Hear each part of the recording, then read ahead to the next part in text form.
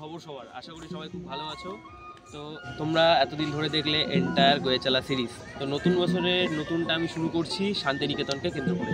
তো এই মুহূর্তে আছি আমি শান্তিনিকেতনে তোমরা লাস্ট ইয়ার আমার ব্লগ দেখেছিলে। লাস্ট ইয়ার মার্চ মাসে এসেছিলাম আমি শান্তিনিকেতনে আমার বার্থডে দিন। তো আবারও চলে এসেছি শান্তিনিকেতনে ওয়ান ডে ট্রিপ প্ল্যান নিয়ে। এই মুহূর্তে চলে এসেছি আমি শিয়ালদা স্টেশনে। ট্রেন নাম্বার হলো 13187 মা তারা এক্সপ্রেস। তো এখনই ট্রেনটা আমাদের ছাড়বে, দেখা হচ্ছে প্রান্তিকে গিয়ে। শান্তিনিকেতন মানেই সোনাঝুরি, শান্তিনিকেতন মানেই লোকগীতি এবং শান্তিনিকেতন মানেই সাঁওতালি নাচ। এই সব কিছুর প্রমাণ তোমরা ট্রেনে যেতে যেতেই পেয়ে যাবে। তো চলে এসেছি প্রান্তিক স্টেশনে। তো শান্তিনিকেতন মানেই আমাদের বিমলদার টোটো। তো বিমলদা অলরেডি বাইরে দাঁড়িয়ে আছে। তো এখান থেকে যাবো আমাদের রিসর্টে, দেন ওখানে গিয়ে বাকি কথা হচ্ছে। তো আবারও একবার চলে এসেছি রাঙামাটি গার্ডেনে। তো লাস্ট টাইম তোমরা এখানে দেখেছিলে যে একটা লার্জ স্কেলে আমরা এসেছিলাম, আর এই জায়গাটাকে তো তোমরা আশা করি কেউ ভুলোনি। এখানে যেই লেভেলের ফান অ্যাক্টিভিটি আমরা করেছিলাম সেটা জাস্ট নেক্সট লেভেলের। যারা দেখোনি আমি উপরে আই বাটনের লিঙ্কটা দিয়ে দিলাম, ওখান থেকে দেখে আসতে পারো। ইভেন ওখানে শান্তিনিকেতনের পুরো জার্নিটা ইন ডিটেল ব্রিফ করা আছে। বাট যখন এসেছিলাম সেটা হচ্ছে গিয়ে তোমার মার্চ মাস ছিল, মার্চ মাসের ফার্স্ট উইক আমার বার্থডের সময়। বাট এখন জানুয়ারি ফার্স্ট উইক, আর এই জলে নামার কোনো প্রশ্নই উঠছে না ভাই। তো মোটামুটি এখন চেক ইনটা করে নিয়েছি, আর এবারে একাই এসেছি। সো এবারে এখানে একটু ফ্রেশ হয়ে নিয়ে যাব সোনাঝুরির উদ্দেশ্যে। সন্ধে তাড়াতাড়ি এখানে নামে, সেই কারণে তাড়াতাড়ি মোটামুটি করে নিয়ে তারপর তোমাদের সঙ্গে দেখা হচ্ছে। রাঙামাটি গার্ডেন রিসর্ট শান্তিনিকেতনের বেস্ট রিসর্টগুলোর মধ্যে একটা। আর আমার ব্যক্তিগতভাবে এই জায়গাটা খুব বেশি করে পছন্দের, কারণ প্রথমত এটা খুব বাজেট ফ্রেন্ডলি, আর এখানকার পরিবেশটা আমার খুব ভালো লাগে। ইভেন এখানে তোমরা যদি গ্রুপে আসো, এখানে যে ছোটো ছোটো জায়গাগুলো করা আছে, এখানে বসে আড্ডা মারা যাবে, ফান অ্যাক্টিভিটিস করা যাবে। অ্যান্ড ওইদিকে তোমরা দেখতেই পাচ্ছ সুইমিং পুল, দোলনা, এগুলো সবই আছে। সো এটা আমার মনে হয় খুব বাজেট ফ্রেন্ডলি। আমি বলবো সবাই প্লিজ একবার ট্রাই করো এই জায়গাটা। তো মোটামুটি রেডি হয়ে বেরিয়ে পড়েছি একদম। তো এখন ছাড়বো লাঞ্চ। তো এই জায়গাটা থেকে তোমরা চিনতে পারছো এক্স্যাক্টলি, আগেরবারও এই জায়গাতেই এসেছিলাম, 16 আনা বাঙালি হেসেল। খুব খুব খুব ভালো একটা অ্যাম্বিয়েন্স, অ্যান্ড এদের ফুড কোয়ালিটিও সত্যিই খুব ভালো। তখন ফাটাফাট লাঞ্চটা সেরে নেবো, তারপর আশপাশের জায়গাগুলো এক্সপ্লোর করবো। 16 আনা বাঙালি হেসেল না, আমি একদম প্রমোট করছি না এদের, বাট এখানে যাওয়ার একটা স্পেসিফিক কারণ আছে। প্রমোট করছি একদম ব্যক্তিগতভাবে পছন্দ হয়েছে বলে, আর সেই কারণটা হলো এইটা। এদের এখানে এই ভেজ থালিটা খেয়ে জাস্ট আমি প্রেমে পড়ে গেছিলাম আগের বছর। বেগুন ভাজা, আলু ভাজা, মিষ্টি, চাটনি, পাঁপড়, ভাত, আর ওপর দিয়ে খাঁটি ঘি। জাস্ট অসাধারণ ছিল এক কথায়, মানে জাস্ট ধারণার বাইরে। প্লাস এবারে সঙ্গে ছিল পোস্ত আর নবরত্ন। তো লাঞ্চ পর্ব কমপ্লিট করে চলে এসেছি কঙ্কালীতলায়। এটা হলো মন্দির, এটা 51খানা শক্তিপীঠের মধ্যে একটা। বাকিটা তোমাদের ইন ডিটেল ব্রিফ করছি। প্রান্তিক স্টেশন থেকে 8 কিলোমিটার দূরে অবস্থিত কঙ্কালীতলা 51টা সতীপীঠের মধ্যে অন্যতমই কঙ্কালীতলা। তবে আর 5টা সতীপীঠের থেকে অনেকটাই আলাদাই কঙ্কালীতলা।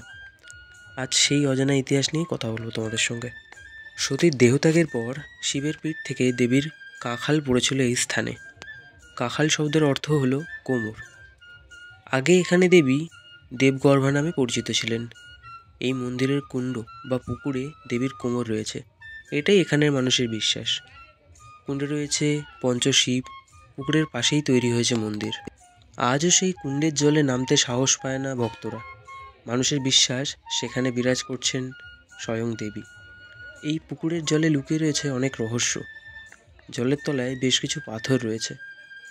ভক্তদের বিশ্বাস সেগুলি দেবীর দেহের অংশ। বীরভূমের প্রবল গরমেও পুকুরের জল শুকায় না কেন? পুকুরের তলায় থাকা পাথর তোলা হয় 20 বছর বাদে বাদে। পুজো হয়ে গেলে ফের তা ডুবিয়ে দেওয়া হয় কুণ্ডের জলে। প্রবল গরমেও যখন পুকুর জলা শুকিয়ে যায়, কিন্তু এই কুণ্ডের জল সব সময় ভরা থাকে। তাহলে কি পুকুরের তলায় কোনো সুড়ঙ্গ রয়েছে? সুড়ঙ্গ থাক বা নাই থাক, পাশে কোপাই নদী আছে, হয়তো সেই কারণেই পুকুরের জল সারা বছর ভর্তি থাকে, কিন্তু এই বিষয়ে এখনও অবধি কোনো প্রমাণ পাওয়া যায়নি। এই শক্তিপীঠের অস্তিত্বের খোঁজ কবে মেলে তা নিয়ে নানা মত রয়েছে। অনেকে বলে কয়েকশো বছর আগে এক সাধু স্বপ্নাদেশ পেয়ে এই পীঠের অস্তিত্বের খোঁজ পান। পরে অন্য এক সাধক এই পীঠে পুজো শুরু করেন। বাংলা ইতিহাস বইতে ইতিহাসবিদ রাখাল দাস বন্দ্যোপাধ্যায় দাবি করেছেন, গৌড়বঙ্গের পাল বংশের রাজত্বে কাঞ্চিরাজ রাজেন্দ্র চোল বীরভূমে এই জায়গা দখল করে নিয়েছিল। শিবভক্ত কাঞ্জিরাজাই কোপাই নদীর ধারে রাজা প্রথম মহিপালের রাজত্বে প্রতিষ্ঠা করেছিল শিব মন্দির, তাই এখানে শিবলিঙ্গ কাঞ্চীশ্বর শিবলিঙ্গ নামে পরিচিত। এটি শিব মন্দিরের পাশেই রয়েছে মহাশ্মশান ও পঞ্চবটী। কঙ্কালীতলা গুপ্ত তন্ত্র সাধনার জন্য বিখ্যাত। ত্রয়োদশী তিথি অর্থাৎ কোজাগরী লক্ষ্মী পুজোর আগের দিন এখানে 51 জন কুমারী পুজো হয়। 51 পীঠের অন্যতম সতীপীঠ বলে ত্রয়োদশীতে সতীর দেহের 51টি খণ্ডকে সংকল্প করে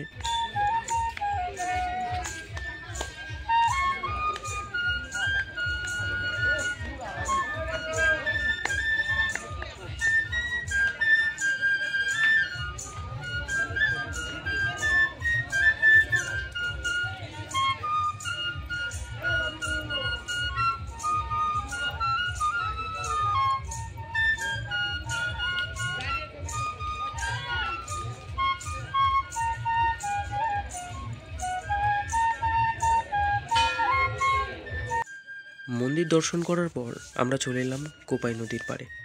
কোপাই নদী, যার আর এক নাম হলো শাল নদী। কোপাই নদী হলো ময়ূরাক্ষী নদীর এক উপনদী। এই নদীর অববাহিকায় মাটির রং লাল। এই মাটিতে ভূমিক্ষয়ের ফলে যে ছোট ছোট খাত সৃষ্টি হয়েছে তাই খোয়াই নামে পরিচিত। এই মাটি স্থানীয় সাহিত্যিকদের অনুপ্রেরণার কাজ করেছে। রবীন্দ্রনাথ ঠাকুর এই নদীর বর্ণনায় লিখেছেন, আমাদের ছোট নদী চলে আঁকে বাঁকে, বৈশাখ মাসে তার হাঁটু জল থাকে। এই নদীর বাঁকগুলি অনেকটা হাঁসুলির আকৃতি বিশিষ্ট। তারাদাস বন্দ্যোপাধ্যায় এই নামে রচনা করেন হাঁসুলির বাঁকের উপকথা। এই উপন্যাস অবলম্বনে একই নামে তপন সিংহ একটি চলচ্চিত্র নির্মাণ করেছিলেন।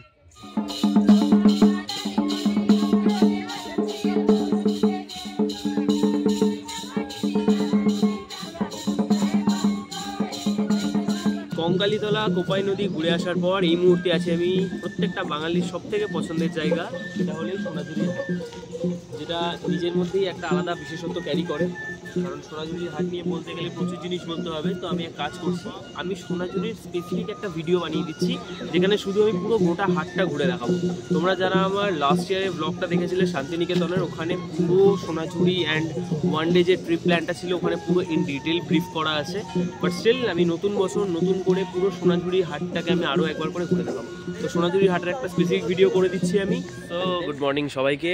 তো মোটামুটি Santiniketan one day plan complete. এখন আছি প্রান্তিক স্টেশনের বাইরে। এই ছিল এন্টায়ার শান্তিনিকেতন ব্লগ। একদিনের জন্য এসে কোথায় ঘুরতে পারবে, কি করতে পারবে।